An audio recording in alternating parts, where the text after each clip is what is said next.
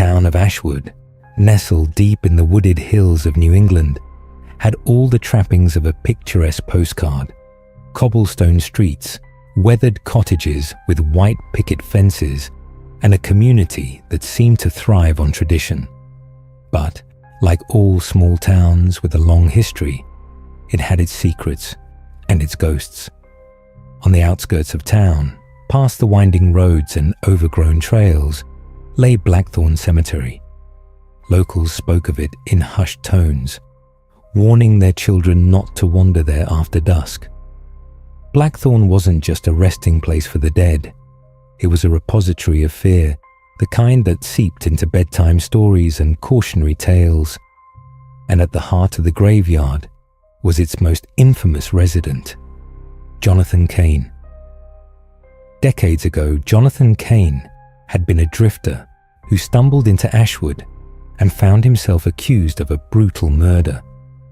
Evidence was scarce, and whispers of his innocence followed his conviction, but the townsfolk wanted someone to blame. The trial was swift, the verdict unanimous. He was hanged in the town square, his last words a curse. "This town will never know peace until the truth is unearthed." They buried him in Blackthorn, away from the respectable dead, and his grave was marked only by a rough, weather-beaten headstone. Over time, rumors spread that his spirit lingered, angered by the injustice done to him. Some claimed to hear his voice in the wind. Others swore they saw shadows moving between the graves. The legend took on a life of its own, and one chilling detail stood out.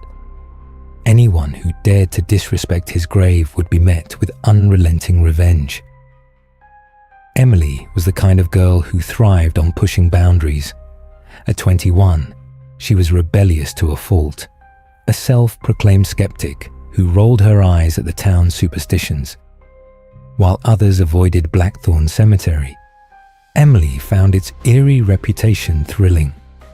She loved a good scare, especially when it meant mocking what she called old wives' tales. So, when her friends dared her to dance on Jonathan Cain's grave, Emily didn't hesitate. They were sitting around a bonfire in her friend Jake's backyard, swapping ghost stories and draining cans of cheap beer. The conversation had turned to Blackthorn, and it didn't take long for the story of Jonathan Cain to resurface. "You wouldn't last 5 minutes in that graveyard," Jake teased, grinning as he poked at the fire. "Please," Emily scoffed, leaning back in her chair. "It's just a bunch of stones and overgrown grass. There's nothing scary about that place." "What about Jonathan Cain's grave?" chimed in Mia, her voice low and theatrical. "They say his spirit will hunt down anyone who mocks him." Emily rolled her eyes. Jonathan Cain was a scapegoat for a murder the town couldn't solve. The only thing haunting Blackthorn is everyone's imagination. Jake smirked. "If you're so sure, why don't you prove it? Dance on his grave, midnight tonight." The group erupted in laughter, but Emily didn't flinch. She met Jake's gaze, her own eyes alight with defiance. "Fine," she said, standing up and grabbing her coat. "You're on." The night was colder than Emily expected as she trudged along the dirt path leading to Blackthorn Cemetery. The flashlight in her hand wavered slightly, not from any failure of its batteries, but from her unsteady grip. She shook off the creeping unease, forcing herself to remember why she was here. It's just a dare, nothing to worry about. She reached the cemetery gate, its iron bars twisted with age and rust. The hinges creaked as she pushed it open, the sound echoing into the night like a drawn-out groan. Emily rolled her eyes. "Seriously?" "A horror movie couldn't have staged this better," she muttered, stepping into the graveyard. Rows of headstones stretched out before her, leaning at odd angles like crooked teeth. The trees surrounding the cemetery swayed gently in the wind, their skeletal branches clawing at the starless sky. Her phone buzzed with a message, Jake, asking if she'd chickened out yet. Emily smirked, typing back a quick reply. Not a chance. With renewed determination, she navigated the overgrown paths until she found it. Jonathan Cain's grave. It sat at the farthest edge of the cemetery, partially obscured by ivy and thyme. The headstone was cracked, but still readable under the beam of her flashlight. Jonathan Cain, 1887 to 1910. Condemned, but not forgotten. Here you are, Jonathan, she said, her breath visible in the chill air. She pulled her phone from her pocket and selected an upbeat song. The music blared to life, an odd juxtaposition to the eerie silence of the cemetery. Emily couldn't help but chuckle at the absurdity. She set the flashlight on the ground, its beam casting a ghostly glow over the grave, and began to dance. Her movements were exaggerated and mocking. Wild spins, exaggerated twirls, and deliberate stomps over the soft earth. Take that, Jonathan, she taunted, her laughter cutting through the music. Your curse is nothing but a stupid story. In her enthusiasm, Emily swung around too quickly, knocking over her drink. The bottle rolled to the base of the headstone, its contents spilling onto the moss-covered granite. The liquid spread in dark rivulets, soaking into the earth below. Oops, she said with a laugh, bending down to pick it up. But as her fingers brushed the bottle, the air around her shifted. The wind stilled, leaving an oppressive silence in its wake. The music on her phone stuttered, distorted for a moment before falling silent altogether. Emily froze, suddenly hyper-aware of the unnatural stillness. She glanced at her phone, but the screen was unresponsive, the battery inexplicably drained. Okay, that's weird, she whispered, her voice sounding too loud in the quiet. The air grew colder, biting against her skin. She reached for her flashlight, but before she could grab it, the ground beneath her feet trembled, a subtle, almost imperceptible vibration that sent a jolt of panic through her chest. All right, you made your point, she said, forcing a laugh. Very funny. The ground shuddered again, stronger this time, accompanied by a low, guttural sound that seemed to come from everywhere and nowhere at once. Her flashlight flickered violently, casting dancing shadows that seemed to stretch and twist like living things. And then came the whispers. They started softly, a faint murmur that tickled the edges of her hearing. Words she couldn't quite make out swirled around her, growing louder, more insistent. It was as if the voices were speaking directly into her mind, pressing against her skull with an unbearable weight. No, she whispered, backing away from the grave. This isn't happening. Her retreat was halted by the sensation of something brushing against her arm. She spun around, heart hammering, but there was nothing there, only the dark, yawning void of the cemetery. The whispers grew louder, almost deafening, and the trembling ground seemed to pulse beneath her feet. Emily's instincts screamed at her to run, but her legs felt rooted to the spot. The headstone before her seemed to shift, the cracks along its surface deepening as if the stone itself were breathing. A faint light emanated from the ground, a sickly green glow that seeped through the dirt like a malevolent spirit rising from the earth. Jonathan, she whispered, her voice trembling. I'm sorry. I didn't mean. Her apology was cut short by a violent gust of wind, icy and sharp, that tore through the cemetery. Her flashlight gave one last flicker before plunging her into total darkness. And in that moment, Emily knew she had awakened something that had been waiting for far too long, something that would not rest again. Emily stumbled into her small apartment just past midnight, the cold from Blackthorn Cemetery clinging to her skin. Her hands were shaking as she locked the door behind her. She tossed her coat onto the couch and collapsed onto her bed, her heart still racing from the strange events at the graveyard. She told herself it was nothing. A mix of nerves and overactive imagination. But deep down, she felt the creeping dread she couldn't explain away. That night, sleep came reluctantly. When it finally did, it wasn't the restful escape Emily had hoped for. Her dreams were vivid, terrifyingly real, pulling her into a world she didn't recognize but felt disturbingly familiar. In her dream, she stood among a crowd in the town square, their faces obscured by shadowy blurs. The air was thick with tension, and the weight of judgment hung heavy. Before her stood Jonathan Cain, a man in his early 20s, his face pale but defiant. His wrists were bound, and a rough noose encircled his neck. His dark eyes scanned the crowd, landing directly on Emily. "You did this," he said, his voice resonating with a chilling clarity. "No."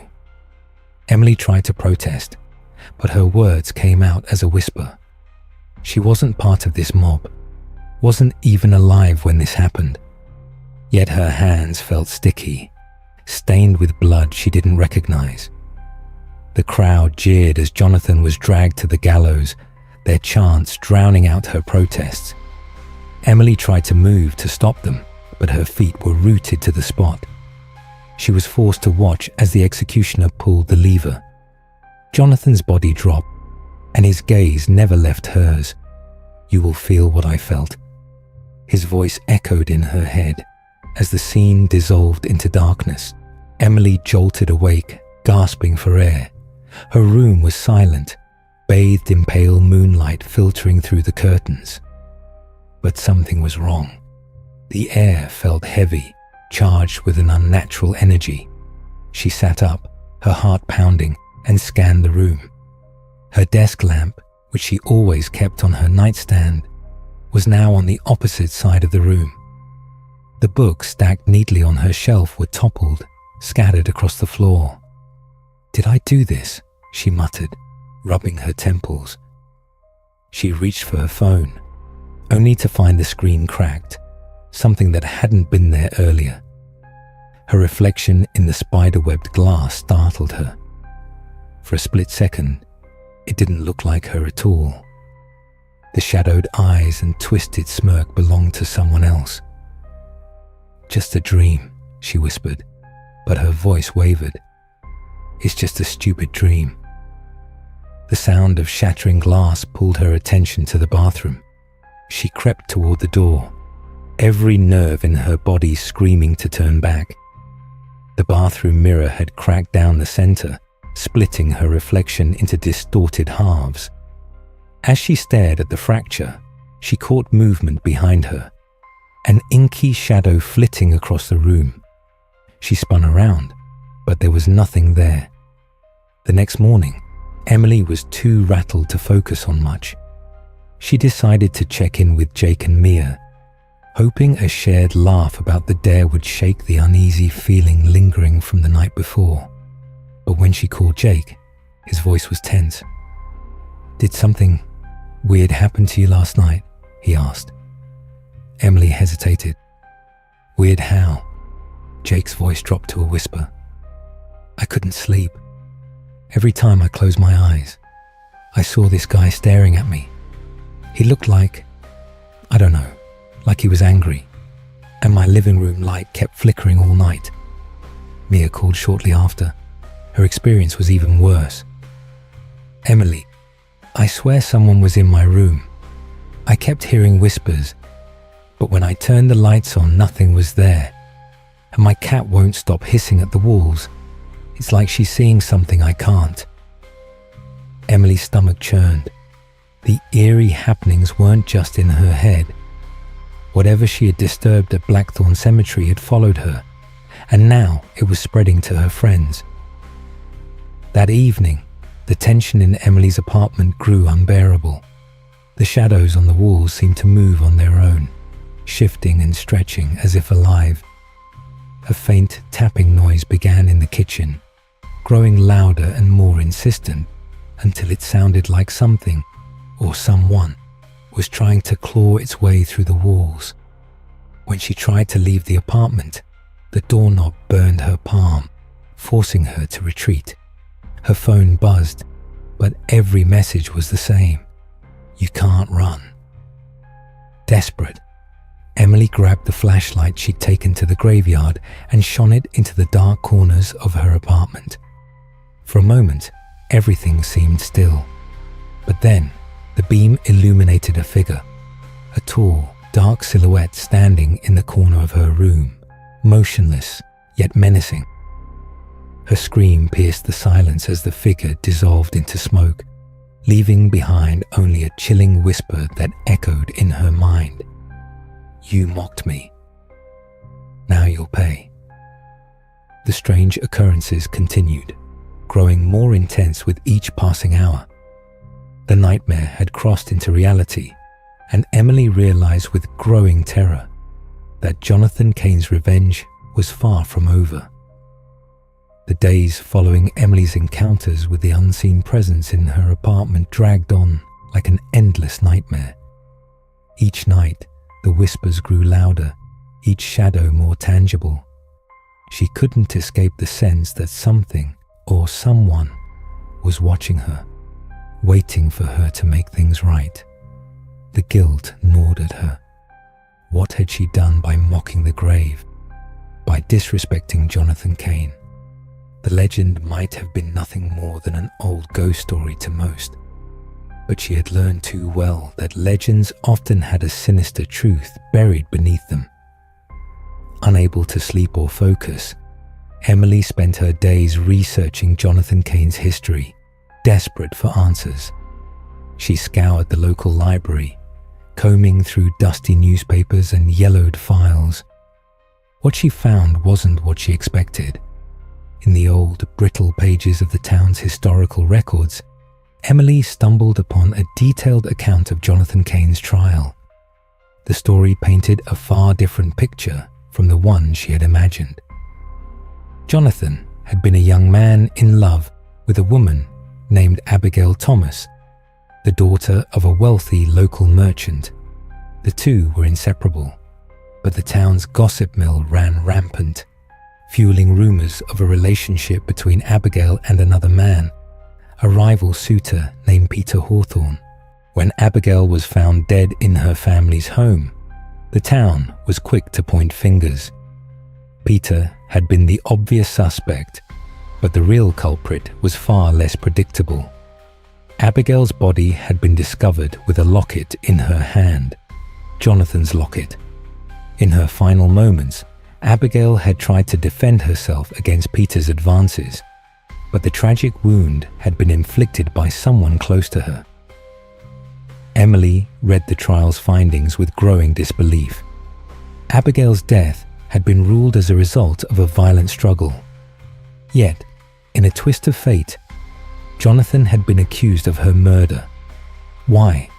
Because Abigail had been seen leaving his home the night of her death. A jealous Abigail had lied to her family about Jonathan's intentions, leaving out the details of Peter's violent pursuit. But it was too late. Her lies were accepted as truth, and Jonathan was wrongfully condemned.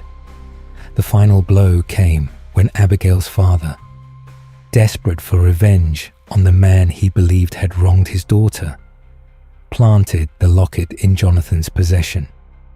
The evidence was damning, and the townspeople, eager for a scapegoat, sentenced him to hang. In her research, Emily found the line that made her stomach drop. Jonathan Cain was innocent, betrayed by a lover's jealous lie, his name forever cursed by the very people who killed him. Armed with the knowledge of Jonathan Cain's innocence, Emily knew she had to confront the spirit. It was no longer just about the dare or her mocking actions. It was about righting the wrong she had unknowingly helped perpetuate. She couldn't let the spirit's pain continue to torment her, and worse, her friends. The truth had to be known. With a heavy heart, Emily set out for Blackthorn Cemetery once more. The day had been overcast, clouds hanging low in the sky like a curtain waiting to drop. Her fingers trembled as she gripped the old, rusted gate that had once creaked behind her. The cemetery seemed eerily quiet, and for a moment, Emily wondered if she'd imagined everything. The shadows, the whispers, the cold air. But then she saw the grave again. Jonathan Cain's grave, surrounded by the overgrown weeds and encroaching ivy. Her heart sank. She could feel the presence again, the same oppressive weight in the air. It was as if the grave itself was waiting for her.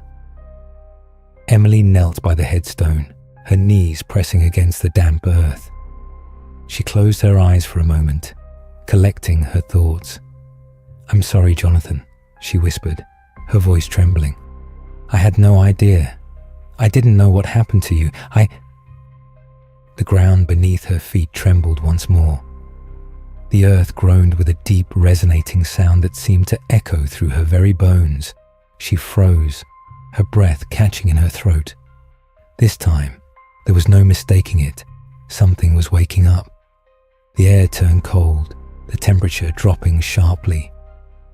Emily's hands shook, but she pressed on.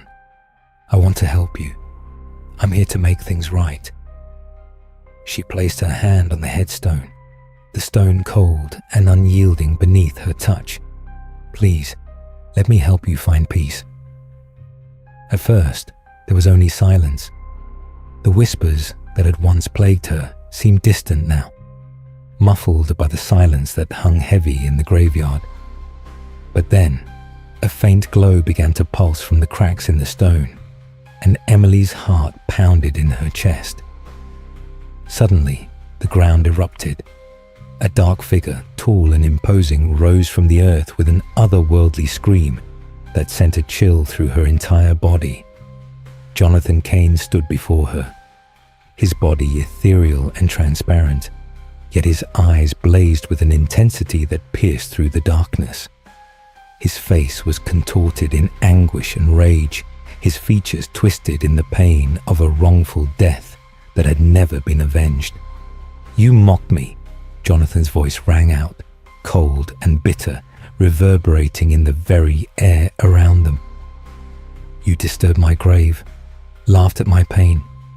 Do you think an apology can undo what has been done to me?" Emily stepped back, fear crawling up her spine. "I'm sorry. I didn't know. I thought it was just a joke. Please." His eyes flashed with anger, and the temperature dropped even further. The winds howled as if in response, the trees around them swaying violently. "You thought I was a joke?"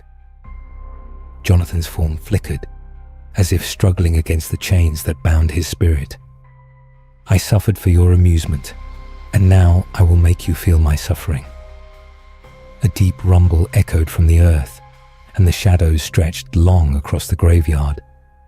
Emily's knees weakened, and her hands trembled violently as she realized the truth. Jonathan Cain's pain wasn't just a memory. It was a living, breathing thing, and she had awakened it, only to find that no apology, no gesture of goodwill would be enough to stop the vengeful spirit that now blamed her for his suffering.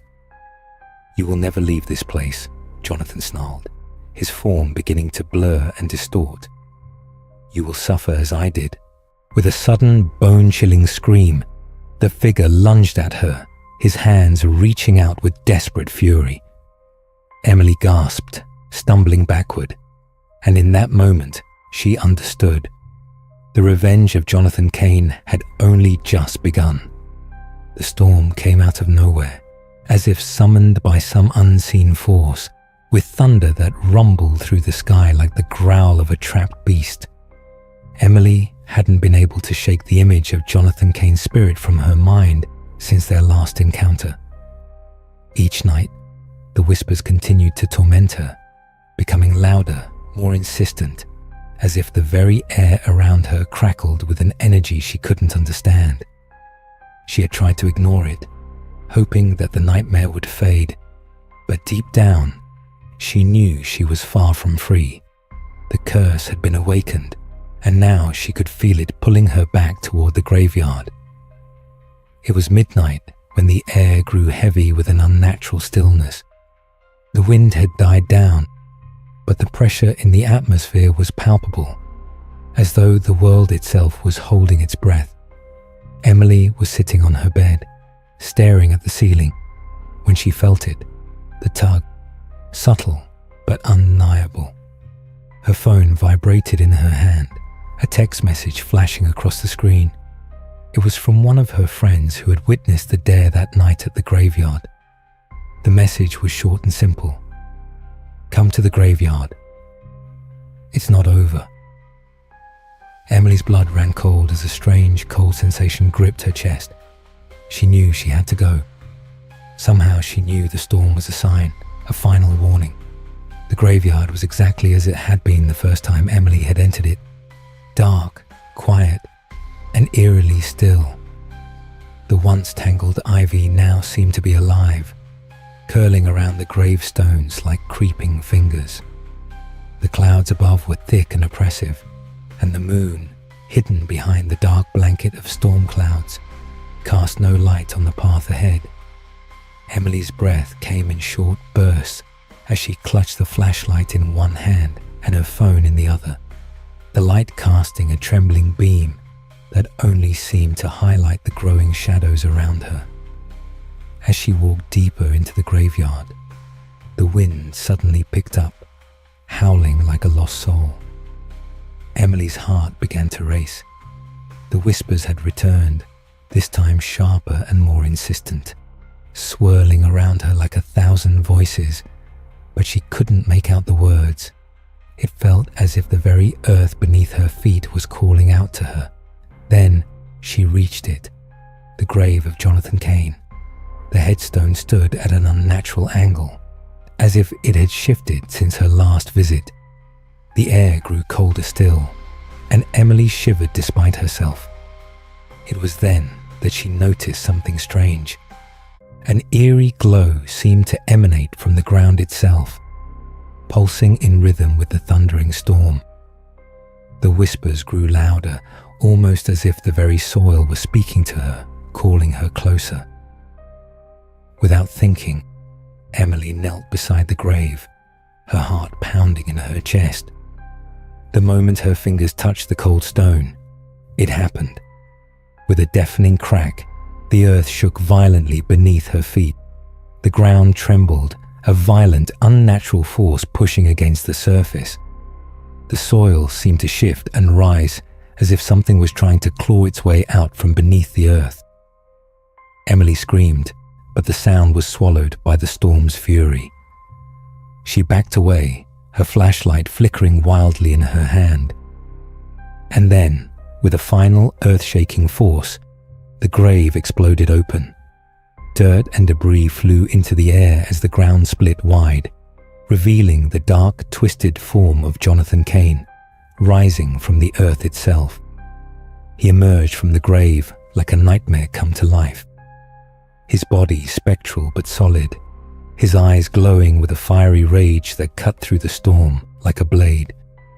His face was a twisted mask of anger and betrayal, his once handsome features now contorted into an eternal snarl. The storm above seemed to grow wilder, the winds howling in fury as Jonathan's body slowly took shape. His clothing was tattered, his skin pale and deathly, but his presence was undeniable. He was real. He was alive in some dark, twisted way. Jonathan Cain's eyes locked onto Emily, and she felt a cold, suffocating pressure tighten around her chest. He moved toward her with a slow, deliberate pace, each step heavy and laden with the weight of centuries of pain and rage. "You shouldn't have come back," Jonathan's voice boomed, the sound of his words like thunder crashing around her. His tone was filled with venom, his voice the very echo of betrayal. "You think you can undo the wrongs of the past with a few words, that you can make it right?" Emily's breath hitched, and her legs threatened to buckle beneath her. Fear coursed through her veins, but she stood her ground, though her body trembled uncontrollably. She tried to speak, but the words caught in her throat. I didn't mean to mock you, she managed, her voice barely audible over the wind and thunder. I didn't know what happened to you. I didn't know about the lies, the betrayal. Please, Jonathan, I'm sorry. I'll help you. I'll make sure your name is cleared. I'll tell the truth. I swear it. Jonathan's eyes blazed with an otherworldly fire, and he stopped just inches from her. The force of his presence pushed against her chest like an invisible wall, the air so thick she could hardly breathe. He looked down at her, his expression one of both pity and rage. You think that will fix what was done to me? Jonathan's voice softened, but there was no mercy in it. I died for a lie, Emily. My name was erased from history, and my soul has been trapped in this torment for centuries because of the lies of others. And now you come here, begging for my forgiveness. Tears welled in Emily's eyes, and her voice cracked as she pleaded. I can't change the past, but I can tell everyone the truth. I can expose the lies. Please don't do this. Don't take my life too. Jonathan's form flickered for a moment, the rage in his eyes softening just slightly, as if he was considering her words. But then his expression hardened again, and the ground trembled beneath them once more. You may tell the truth, he growled, but it will never change what has been done to me. No one will ever truly know the suffering I endured, the agony of a life cut short by betrayal. No apology will bring me peace. No story will give me back what was taken. Emily dropped to her knees, her body shaking with both fear and desperation. Then let me help you find peace. Let me be the one to finally give you justice. I promise I'll never stop, Jonathan. I swear. Jonathan's eyes flickered, and for a moment the storm seemed to quiet. But then the winds returned with a violent fury, and Jonathan's form darkened again, his rage boiling over. You are not the one who can undo this. You will suffer as I have suffered. Your life will be a part of this curse. Before Emily could react, Jonathan's hand shot out, gripping her wrist with an unrelenting strength. The world around her seemed to spiral as she gasped for air, her vision blurring. She felt the energy in the air shift, the storm surging around them. But in that moment, a single thought echoed through her mind. There was no escape from the reckoning now. The days after that stormy night were a blur for Emily. Her body was bruised, her spirit shattered, but the resolve she had forged in the face of Jonathan Cain's wrath had stayed with her. It wasn't just a matter of clearing her conscience anymore. It was about undoing the wrongs of the past and giving Jonathan the justice he had been denied in life. She had promised him something, and now she had to keep that promise, no matter the cost. The world had moved on from Jonathan Cain long ago. The whispers about his wrongful death had faded into the fabric of town history, nothing more than a faded rumor that was rarely spoken of. But Emily knew better now. She had seen the truth. She had felt it, in the coldness of Jonathan's vengeful spirit, and in the horrific images of his trial, his hanging, his life destroyed by a single lie. She went to work, gathering every shred of evidence she could find about Jonathan's case. She combed through old records, pored over news clippings from the time of his death, and interviewed the town's elderly residents who still remembered the scandalous trial. Slowly but surely, she uncovered the details. How Jonathan had been accused of murder, framed by a jealous lover who twisted the truth and led to his untimely execution. The more Emily unearthed, the more furious she became. She couldn't just keep this hidden. Not after everything she had experienced. She had to expose the lies, not just for Jonathan, but for herself, for the peace she had promised him. She turned to social media, writing posts filled with the damning evidence she had gathered. She contacted local newspapers, sending them everything she had learned about Jonathan's story, including witness statements, court transcripts, and even a heartfelt letter she had written to Jonathan's surviving relatives. She knew that in a small town like this, it would get attention. The media response was swift, and before long, Jonathan Cain's name was splashed across headlines. The townsfolk, who had long buried the truth, now found themselves forced to confront the wrong that had been done. It didn't take long for a public outcry to erupt, demanding justice for Jonathan, even if it came too late. It didn't take long after the truth came out for the hauntings to stop.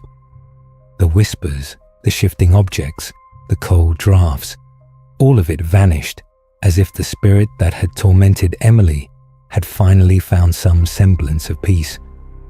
The chilling presence of Jonathan Cain was no longer there, and for the first time in weeks, Emily felt the weight of the supernatural world that had once held her captive begin to lift. But that didn't mean Emily was free. The scars of her encounter with Jonathan, the terror she had felt, the guilt she carried, those things didn't vanish with the storm. The truth may have been exposed, but there was no erasing the darkness she had experienced, no forgetting the tormented spirit she had come to know. Though the hauntings had ceased, Emily was left with a lingering sense of dread that never quite left her. She couldn't escape the visions of Jonathan Cain that would sometimes appear before her. His angry eyes, his twisted face, his outstretched hand, as if reminding her that no matter what she did, she could never truly undo the damage. These moments came in flashes, sudden and unexpected, as if Jonathan's spirit were trying to reach her from the other side. Sometimes, she would wake in the middle of the night to the feeling of his cold breath against her neck, or see his silhouette reflected in a mirror when she wasn't looking. Her life had returned to normal, but Emily knew that the peace she had fought for was fragile. The truth had been set free, but it had come at a heavy price. The cost wasn't just in the damage to her psyche, it was in the weight of the responsibility she now carried.